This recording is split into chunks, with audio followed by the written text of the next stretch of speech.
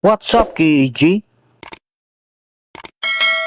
Akala mo decentralized yung project pero isang wallet lang pala ang may control sa lahat?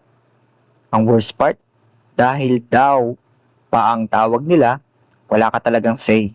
Sa video na to, bubusisihin natin kung paano ka niloloko ng fake decentralization at paano mo sila mahuhuli bago ka pa maging exit liquidity. Pag-usapan natin. Let's go! Alam mo kung ano yung isa sa pinaka-overused na salita sa crypto? Centralized, parang magic word siya. Pag sinabi ng project, decentralized daw sila, community driven, daw, automatic, nagtitiwala na agad yung mga tao. Pero ito yung hindi sinasabi. Madaming project decentralized lang sa marketing. Sa likod, centralized pa rin. Mas malala pa minsan kaysa sa traditional companies.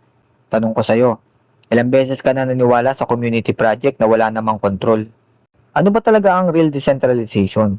Para malinaw tayo, hindi porket nasa blockchain, decentralized. Real decentralization means walang single entity na may control. Decisions are spread across many holders. Walang master key na kayang baguhin ng lahat. Ang simple example nito, kung kaya ng developer team na i-freeze ang funds mo anytime, hindi yan decentralized. Kung kaya nilang baguhin ang token supply, hindi yan decentralized. Kung 80% ng tokens nasa iisang wallet, guess what? Game over ka. Paano nagiging fake ang decentralization? Ito yung part na hindi sinasabi sa'yo. Number 1, token distribution scam.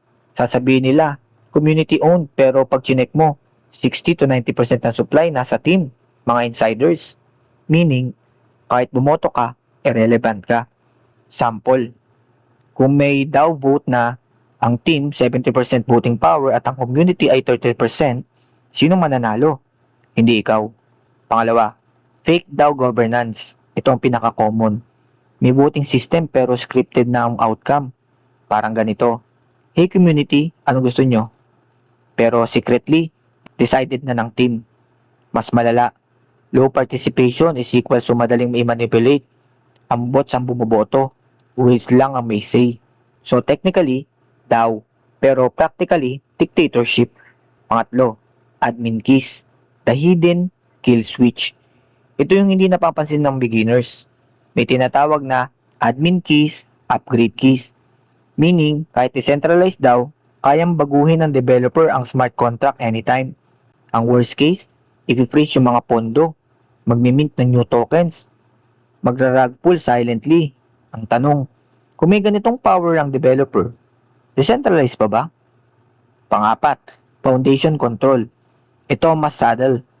Sasabihin nila, handled by foundation. Pero yung foundation, sila rin ang team.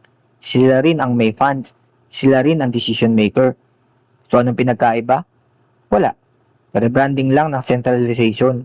Ito yung real talk bakit ginagawa to. Hindi to aksidente. Strategy to. Ang unang rason, control is equal to profit. Kung hawak nila ang supply, kaya nilang manipulahin ang presyo. Kaya nilang mag-exit anytime. Pangalawang reason, marketing advantage. Decentralized equals trust trigger. Mas madaling makontract ng investors. Pangatlo, accountability escape.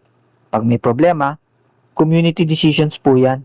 Pero sila naman talaga ang may control. Convenient, di ba? Paano mo malalaman na fake? Ito yung actionable part, hindi lang awareness. Ang una mong i-check, token distribution.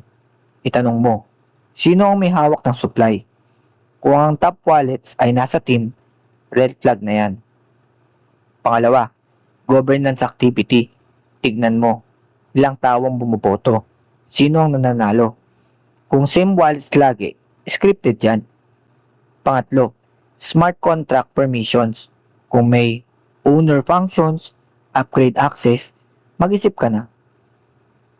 At pang-apat, transparency. Real decentralized project. Open decisions, public decisions, clear treasury. At ang mga peke, vague, hype lang, walang details.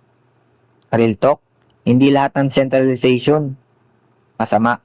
Actually, early stage ng project, need ng control. Pero ito yung problema. Hindi sila honest. Sinasabi nila decentralized pero hindi pa. So anong epekto? Maling expectation, overtrust ng investors, mas madaling marag pull.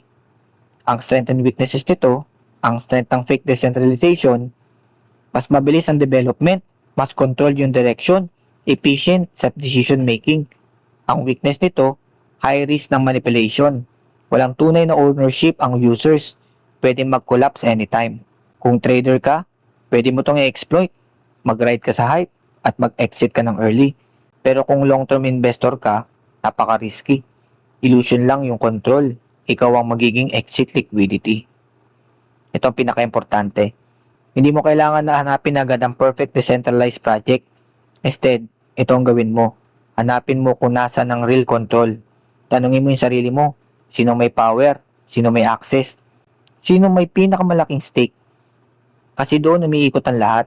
Sa crypto, hindi sapat na magtiwala sa salita. Decentralized is just a label. Ang tunay na laban, nasa structure, nasa control, nasa power distribution. Next time na may makita kang project na nagsasabing, community-driven kami, tanungin mo agad, talaga ba? O marketing lang?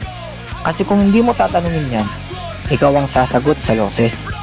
Game on!